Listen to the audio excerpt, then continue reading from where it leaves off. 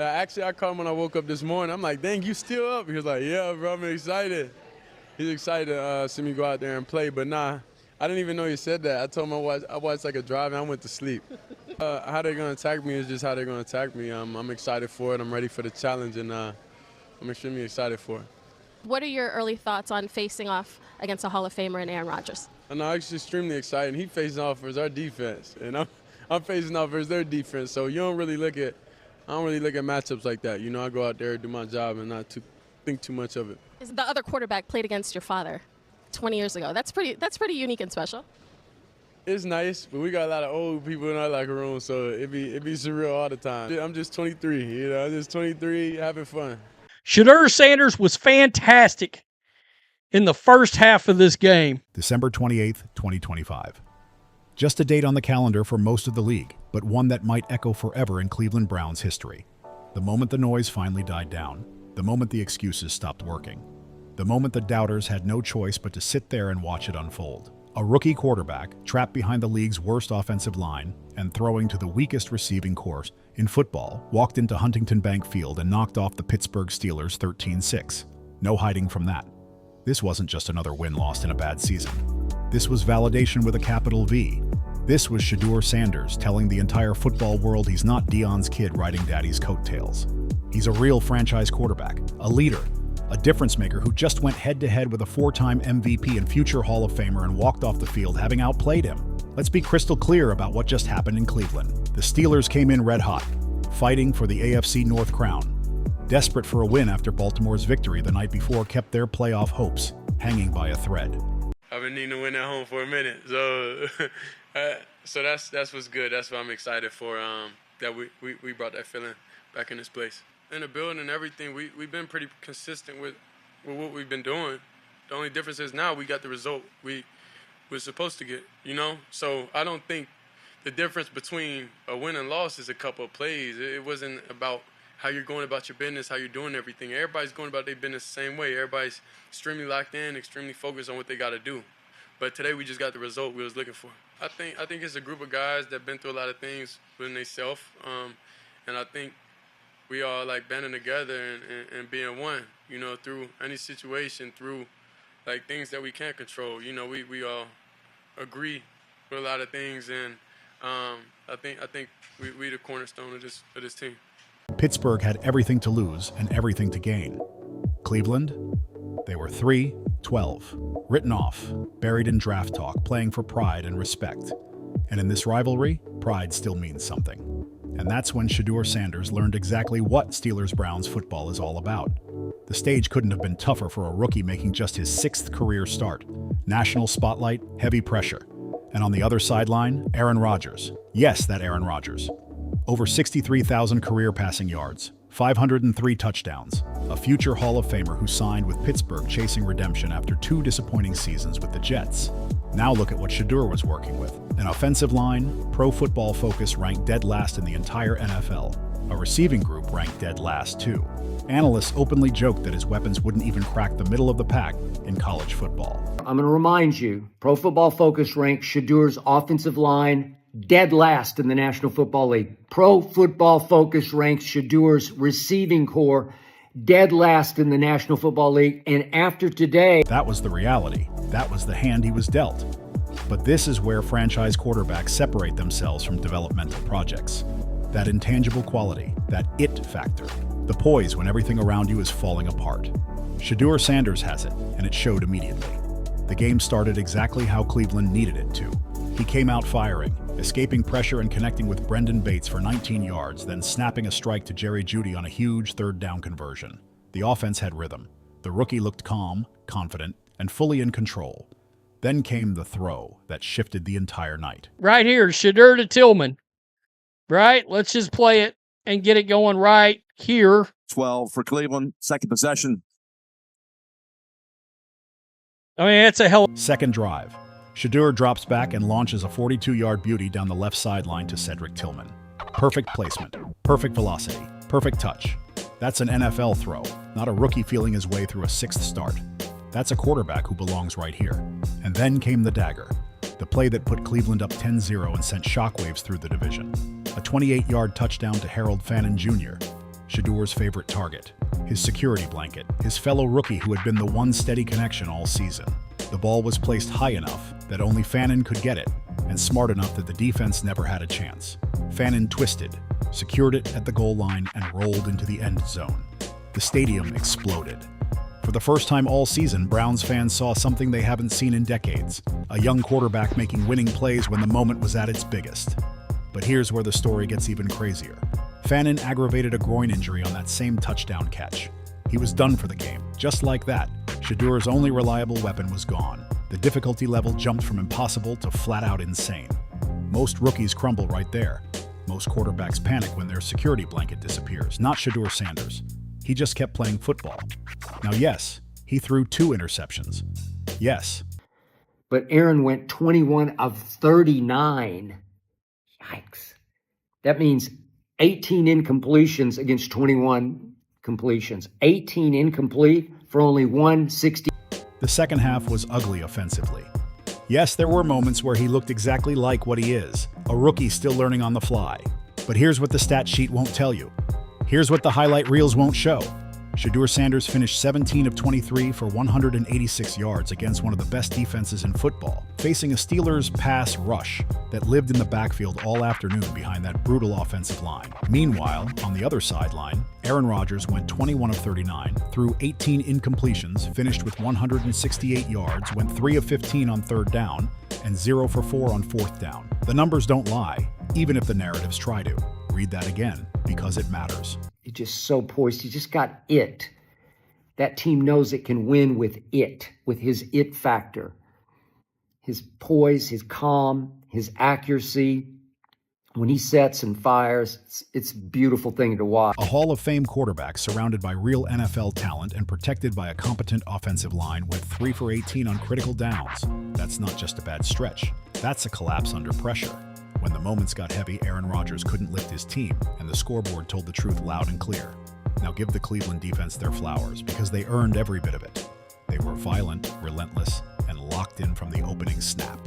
Devin Bush, the former Steelers' first-round pick who found new life in Cleveland, played his redemption game with 9 tackles against his old team. I just watched Shedeur Sanders outplay Aaron bleepin' Rodgers for all 4 quarters for a signature win. Mohamed Diabate, the UCLA rookie, matched him with 9 of his own while gutting it out on a bad ankle for the entire second half. Grant Delpit added 8 tackles and flew around the field like a missile all afternoon.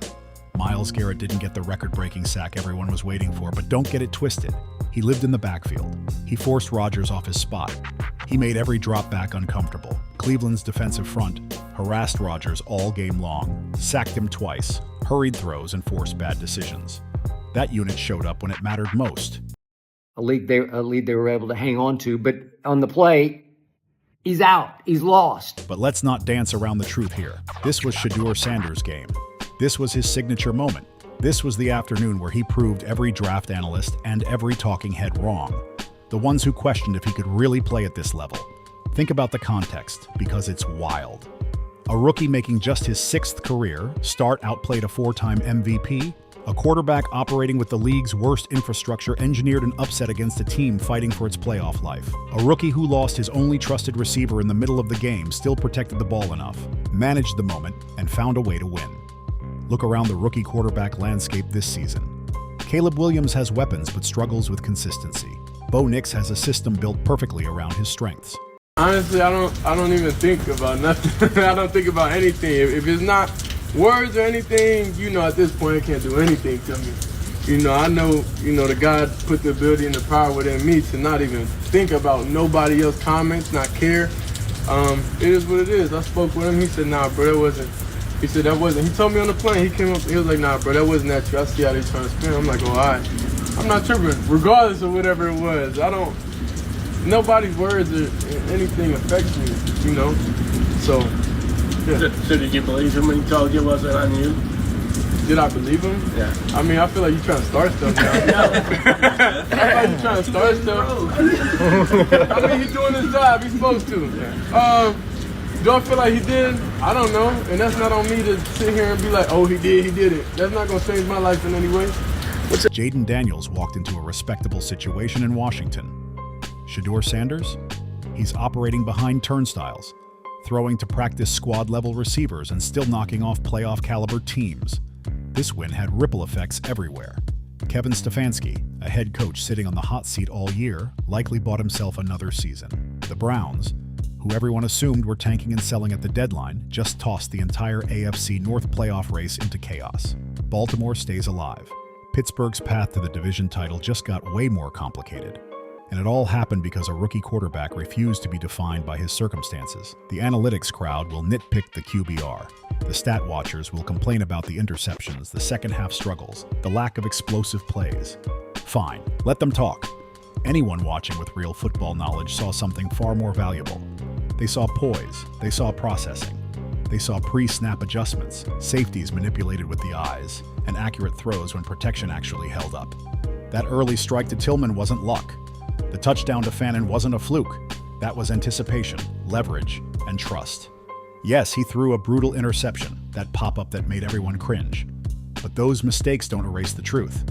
And you know what? Mistakes are part of the rookie deal. That's expected. What's not supposed to happen is winning because of them. Outplaying Hall of Fame competition. Leading your team to an upset while everything around you is breaking down. That's not normal rookie behavior. How this team fights. Yeah. Whatever's in front of us, we fight. We fight for 60 minutes together because we care about each. That's poise, and Shedeur Sanders has it in abundance. The ripple effects of this game stretch way beyond Week 17. This win potentially kept Baltimore's season alive. It absolutely scrambled Pittsburgh's playoff positioning. And it fully validated Cleveland's deep decision to roll with Sanders over every veteran option they had sitting around.